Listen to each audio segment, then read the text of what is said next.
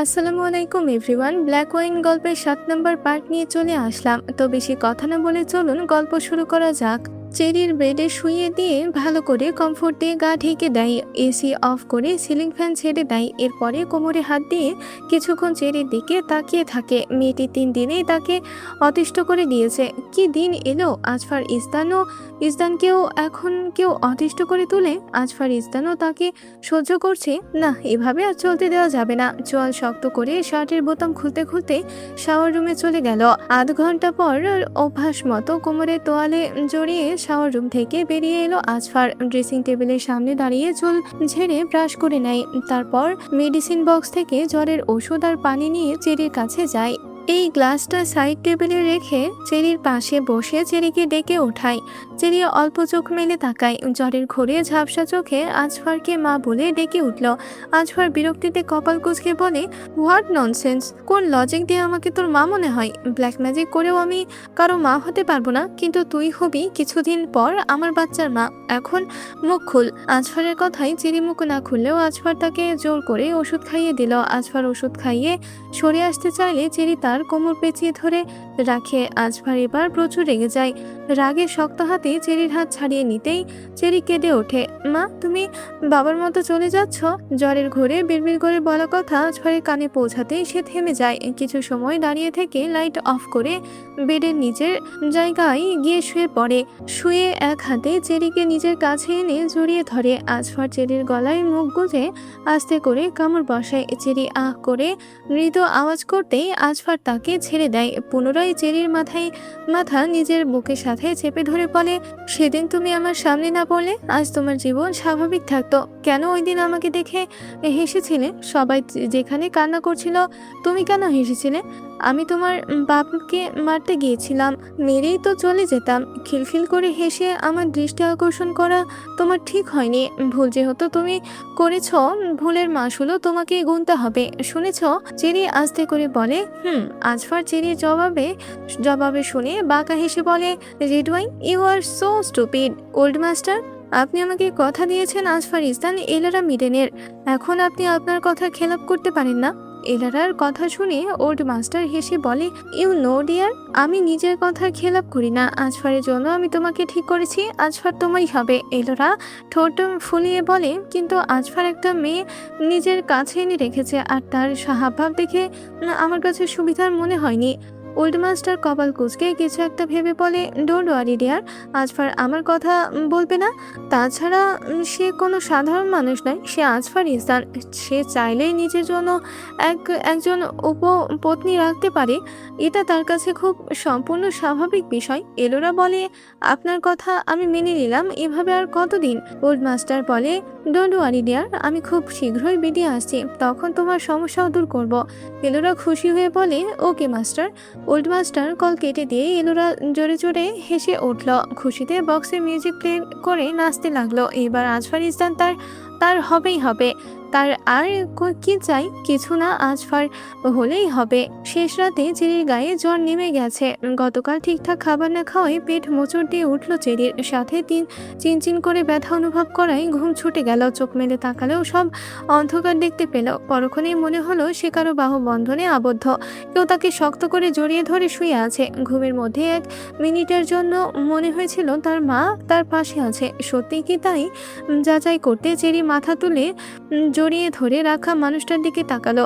মাথা তুলে আজফারের মুখটা দেখা মাত্রই চেরির মনটা বিষিয়ে উঠল। মুহূর্তেই চেরি আজফারের বাহুবন্ধন থেকে মুক্ত হতে মুচড়ামুচড়ি করতে লাগলো। চেরির নড়াচড়াই আজফারের ঘুম হালকা হয়ে গেল।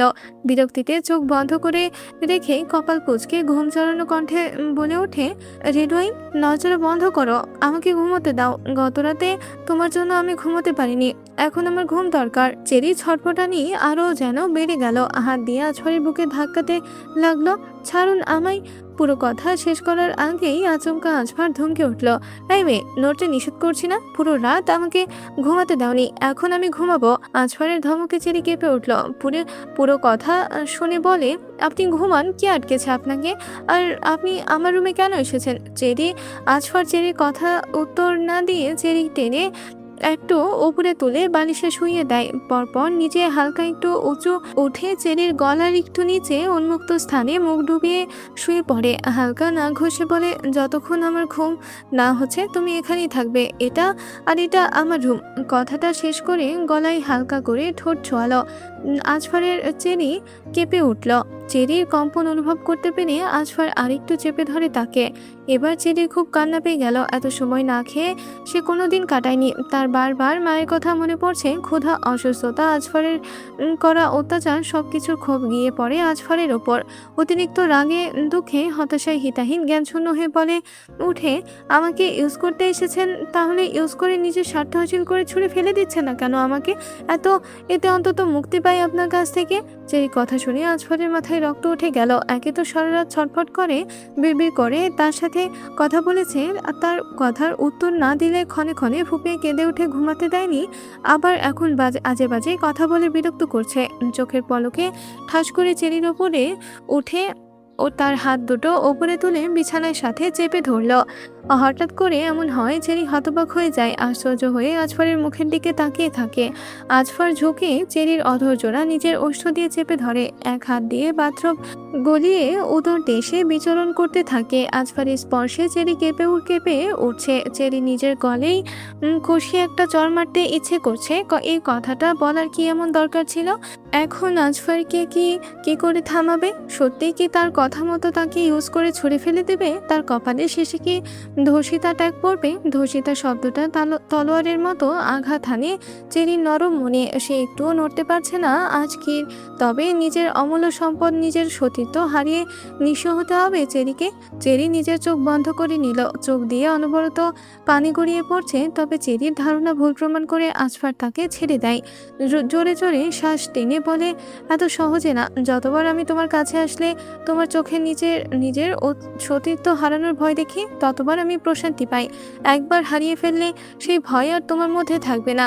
আর তুমি ভয় না পেলে আমি শান্তি পাবো কিভাবে সুইটহার্ট? আমি তো চাই তুমি সবসময় আতঙ্কের মধ্যে থাকো, যখন তখন নিজের সতীত্ব হারানোর ভয়ে। একটু চুপ করে থেকে আবারও বলে, তাছাড়া অন্য সব মেয়েরা যদিও আজফার ইসলামের কাছে টিস্যু পেপারের মতো, তবুও তুমি হবে তার রুমাল, যাকে আমি আজফার ইসলাম বারবার ব্যবহার করব। আজফারের এক বিকৃত কথা শুনে চেরি ঘৃণায় মুখ ফিরিয়ে নেয়। একটা মানুষ কতটা নিচু মনের হলে এরকমটা ভাবতে পারে? চেরির মুখ খুলে একটা ছোট বাক্য বের করে, আপনি একজন বিকৃত মস্তিষ্কের নোংরা মানব। আজফার হেসে উঠল। চেরির ওপর থেকে সরে যায়, উল্টো হয়ে আবার শুয়ে পড়ে। এখন তার বিছানা ছেড়ে ওঠার মুড নেই। চেরি ব্রেকফাস্ট করে মনভিল ভিলার বাকি থাকা জায়গাগুলো দেখতে লাগলো। পুরো ভিলায় বের হওয়ার জন্য মাত্র একটা দরজা, আর কোনো দরজা নেই। চেরি ভাবনায় পড়ে যায়, এটা কি করে সম্ভব? এত বড় ভিলা, অথচ বের হওয়ার জন্য মাত্র একটা দরজা। তাহলে সে এখান থেকে পালাবে কি করে? সদর দরজা দিয়ে পালানো অসম্ভব। এত গার্ড দিয়ে পাহারা দেওয়া। চেরি হতাশ হয়ে ফেরার জন্য পিছনে ঘুরতেই কায়ান শেরাবকে দেখে চমকে যায়। সাথে মনের মধ্যেও ভয় জেগে বসে। অবশ্য কায়ান শেরাবকে দেখলে যে কেউ ভয় না পেলেও দমে যাবে। ছোট ছোট চুল, গম্ভীর মুখ, চোখে অনুভূতিহীন কঠোরতা। চেরির ভয়ে জমে দাঁড়িয়ে আছে।